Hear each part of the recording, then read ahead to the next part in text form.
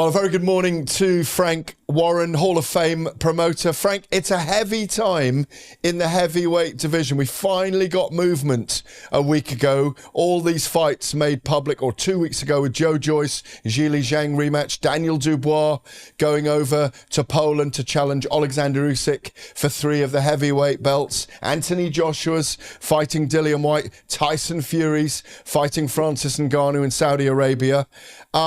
There's been a lot of noise in the heavyweight division in the last week. Are you surprised, first of all, that there's this swathe of very disgruntled, hardcore boxing fans about Tyson Fury facing Francis Ngannou?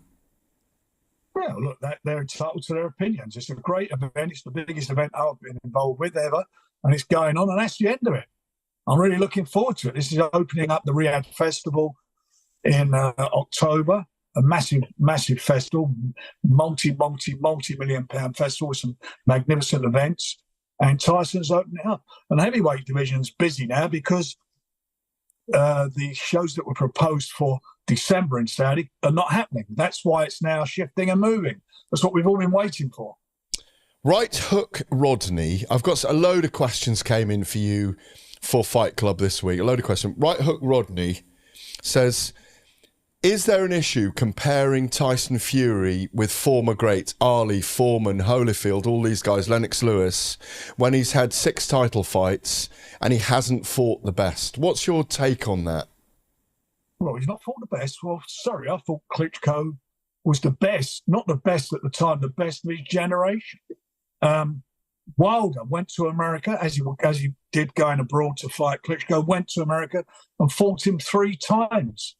And Wilder was undefeated, the biggest puncher statistically, the biggest puncher of his generation, and statistically ever.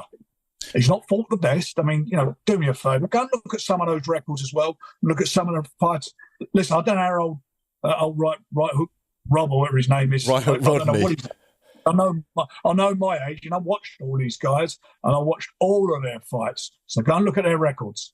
Yeah, they fight, and Tyson's not ducked anybody either. He's had his mandatory last year, which was ordered by the WBC, and did it and dealt with it in very good fashion. Olusina Exclusive asks on that very point, why not Sanchez, who I think is number 4 in the WBC? Why not Makhmudov number 4? Why not Bakoli, Kozabutsky or Anderson?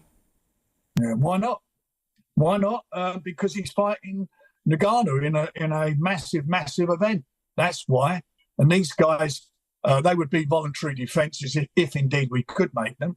The one we want to make box office fights, and a box office fight would have been Ruiz, but he asked for $20 million, and we're going down the old road again of Joshua didn't want the fight. He'd much rather fight the guy that Tyson beat last year rather than fight for the WBC title, having been offered 40% of the purse monies.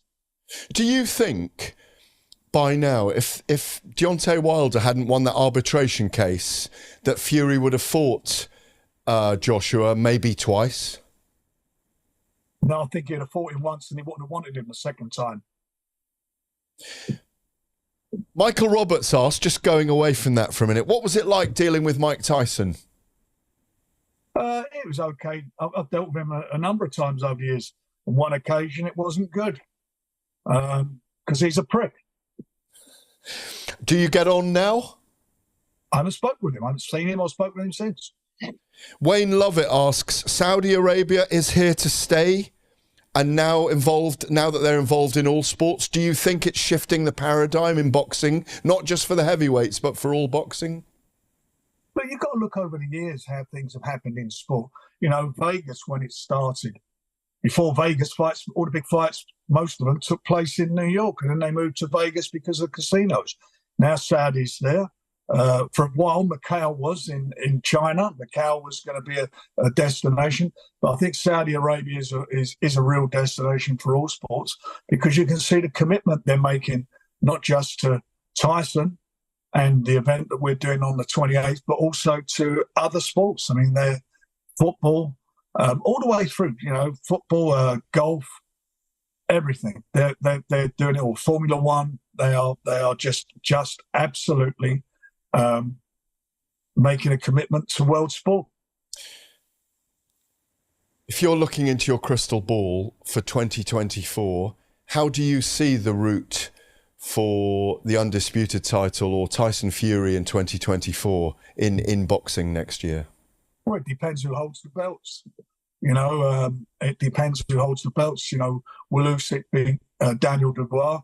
I don't know. I fancy Daniel to beat him, and if he does, then I think we will get to that stage in 2024. If it doesn't, then we've got to wait till Tyson's fight takes place on the 28th, and working with His Excellency and the good doctor, we will move heaven and earth to try and make that fight happen. But they are the people who will help to make it happen and will probably force the issue. Can you categorically say then that it's not Tyson Fury avoiding these other guys, Alexander Usyk and Anthony Joshua, that it's all... Can you explain that Game of Thrones that's going on right now then? Do you know what? I'm sick and tired of talking about it, Gareth. I've been talking about this for weeks. The haters are there. They've got their opinion. They're going to stick with their opinion, and that's it. Nobody has made an offer to Tyson Fury to fight any of these guys. Not one offer we had. Nothing in writing, not a single offer for the so-called big event that was going to take place in December, which is now apparently going to be postponed until February or March next year. Not one offer. In the meantime, we made offers, written offer to Joshua, and we made offers to Usyk. He accepted it, then changed his mind once Skill Challenge gave him this December situation. He pulled out of it. That's it. I'm not going to even discuss it anymore. Tyson's never ducked anybody, and certainly would not duck either of those guys, and certainly not AJ. That's for sure. On to Daniel Dubois and Alexander Usyk. What have you seen in Daniel that you feel he can upset the apple cart over in Poland on August the 26th against Usyk and claim those 3 belts? He's a big man. He can punch. He's got a fabulous jab. He can box a bit. Contrary to which I thought Johnny Nelson said the other day was disgraceful, talking about a bottle job. This is a guy that got ripped all his tendons in his leg, and he went down 3 times in that fight. His last fight. First one was a genuine knockdown, caught on the top of the head very early in the first round. After that, he tore his ligaments and fought on with that, and then stopped the guy and then had operations on it afterwards. That's where he's at. Bottle jobs. I watched Johnny Nelson fight against Carlos de Leon in Sheffield in the most boring fight I've ever seen. It was so boring, it nearly drove ITV out of boxing. That's how poor it was. And I show you how much commitment he put into that fight, because he was backing off him all the time. Didn't show any heart in that fight. He fought 3 weeks later. He managed to fight 3 weeks later. That's how much heart he put into it. And if it wasn't for me, if it wasn't for Naz, I should say, Naz brought him and asked me to do it, to promote him, which I didn't really want to do after what I've seen. I made his matches except for his mandatories, and he reigned for 7 years under my promotion banner. So I've done a great job for him. And the job he's got at Sky is because of me, because I spoke to Vic Wakeling about it and got him a job.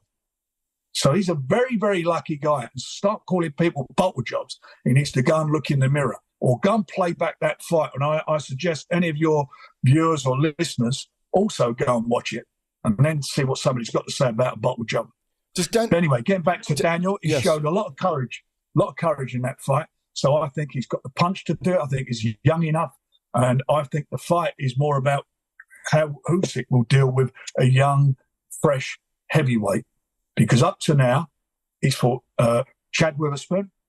He fought Derek Chisora, who I would back Daniel Dubois against every day of the week. We offered Derek over the last couple of years, many, many times we made offers to him to fight Daniel, and he declined to do so.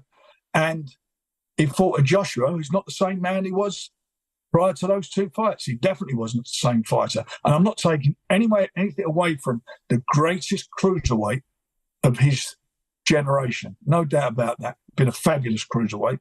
But this one, we'll see where he's got. Well, he's got. This is the one for me that will convince me one way or another what he's about. You may be proved right in this, and some of us who pick the other way will be proved wrong. Does Daniel have to stop Usyk, in your view, rather than outbox him? No, if he outbox him, he'll get the decision. I think he'll stop him, but if he outbox him, he'll get the decision. And what happens... Give me a prediction of what happens if and when Tyson Fury and Alexander Usyk step into a ring together. What happens in that fight? I'd fancy. Look, I'm with Tyson, so you know what my answer's going to be. I fancy him all day long. I think he's miles. I think he's too big for him. He's too fast for him. He's too strong for him. And I think that it's a foregone conclusion, as far as I'm concerned. But then I would say that, but that's how it would turn out. Zhang-Joyce and Zhang, obviously September the 23rd, I want to say, Wembley Arena. I think that's the right date, isn't it? What does Joe have to do differently this time around against Zhang, in your view? Move his head. You know, he got caught very early on by Zhang. You know, Zhang done well. We know early on in a fight he's dangerous, and he caught Joe, and Joe's eye closed up very quickly, and he was struggling to deal with a southpaw and his eye being closed, and the referee quite rightly stopped it because of that. This time round, he's got to work on his head movement, his defence. Joe's no schmuck. That fight's there for him to win. It's for him to get his title back. It's there for him to do. And where does he go if he can get that title back then? Well, he's the mandatory challenger for the WBO version of the titles that I think that Daniel Dubois will wind up holding. So we'll see a great rematch. But if Usyk holds them, then he's the mandatory challenger to Usyk.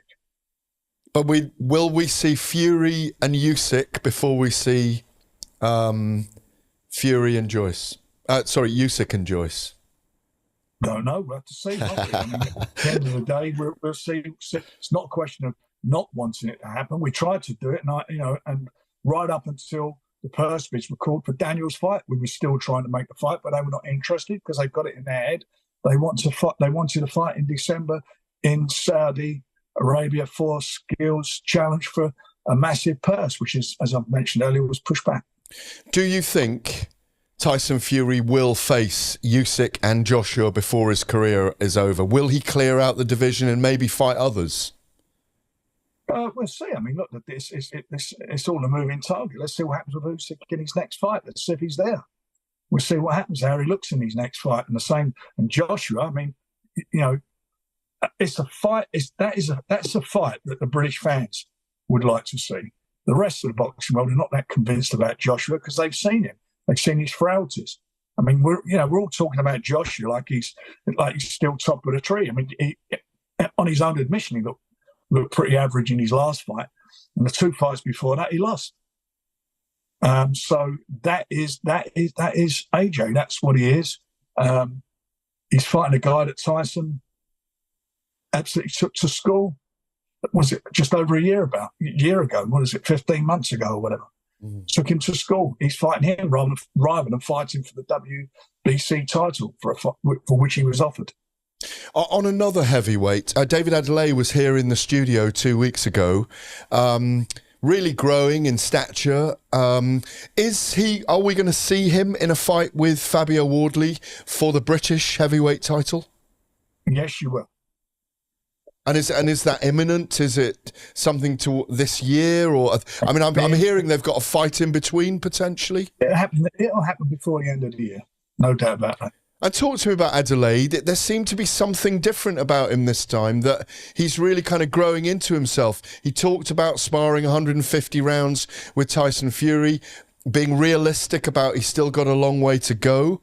I know you've got Moses Itauma as well, who's a very, very promising young heavyweight. Just talk to me about Adeleye for a moment. Well, David's a tremendous prospect. We've liked him from day one. He's been with us from day one. And he's got a good team around him. He's got a good management team and people around him, and trainers. He is a fighter who wants to go places. He's investing a lot in his career. He's going off to the States. He feels that's the place for him to prepare for his fights and learn his trade. And you've got to take your hat off to him for he's got that belief to go and do that. And as I say, to invest in his career, because if it comes comes to fruition, which I think it can do, then it'll pay off in a very, very big way for him. He's an exciting, very exciting young fighter. Finally, Frank, one of your other big names, Anthony Yarde, obviously in an amazing fight early in the year with Artur Beterbiev, an amazing event. Where are we with Anthony Yarde, and when are you expecting him to be out next, and who against? He'll be out in September. We've already done it. We've already made his fight, and we'll be announcing it probably in the next few days, next week sometime, the worst way. Is that going to be on the Joyce Zhang card? I'm not going to say that yet, but that's, we will announce it next week. Just a couple of things we've got to sort out. But his fight is done. Where we put it on has got to be sorted out. Frank, we appreciate your time. Nice to see Muhammad Ali behind you. Are those war holes, Muhammad Ali? Yes. Fantastic. Great to see you. Thank you very much for your time. Always appreciated. And you, young man. Be good.